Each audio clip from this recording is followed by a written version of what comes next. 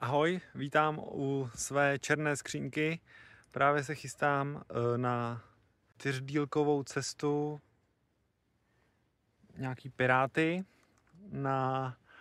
v Revelstouku, takže teď musím 4 dílky slanit a pak se to pokusím vylízt sám jištěn. Takže asi tak, budu se hlásit v dalším vstupu, v dalším štandu. Papa. Jo. A ještě vám ukážu, jak to tady vypadá.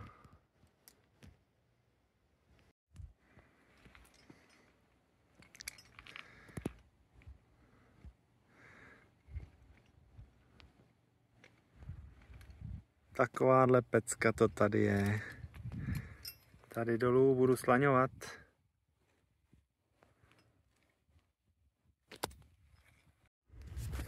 Tak jo. A jdeme na první slanění. Slanění číslo 2.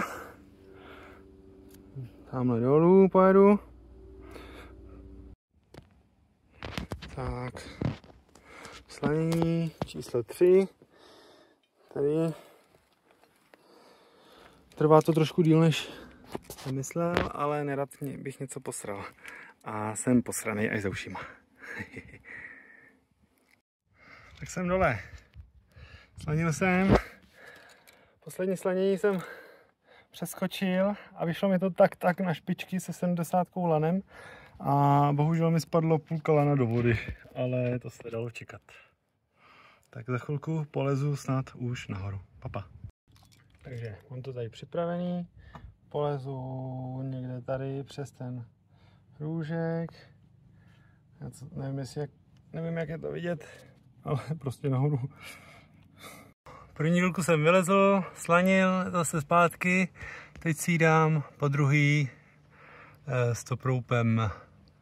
Mohl jsem to džimarovat, ale to se mi úplně nechtělo, nebo nechce. Takže uvidíme. První délka poctivě vylezená 2krát. Teď jdu pokračovat tady nade mnou někudy. Půjdu po nejtech, respektive jako po turistických tečkách, ne že je budu tát. Tak tohle byla krásná, ale plnotučná dílka. Ještě k tomu si dát 2krát. To bylo něco teda. A zase tadyhle tudy bylo to převyzlý, tady plotnička převyzlá, tady koutem a takhle dolů pod převiz tam. Tady je lavice, ze které se vylejzá. Tak, teď už nějaká dolezová omáčka. Tady snad lehce nahoru. Ještě musím poslední dílku po druhý, už jsem teda nahoře, ale vůbec se mi nechce. Jsem totálně vyndanej. Nejlehčí dílka, ale už je to moc. Ale dobrý, žiju, lezu. Tak, zatím. Hotovo, vylezeno, dalo mi to zabrat. A hrozně mě bolí nohy, už nemůžu, je to peklo. Nevím, jestli jsem nezabloudil.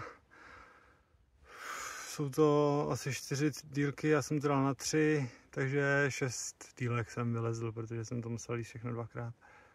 Těžký. Ještě dodám, že to je Revelstoke v Kanadě. Cesta, Piráti, něco, nevím. Musí se tam slaňovat dolů, leze se z police, to jste viděli, a parkoviště nahoře asi 3 minuty chůze. Tak jo, čus.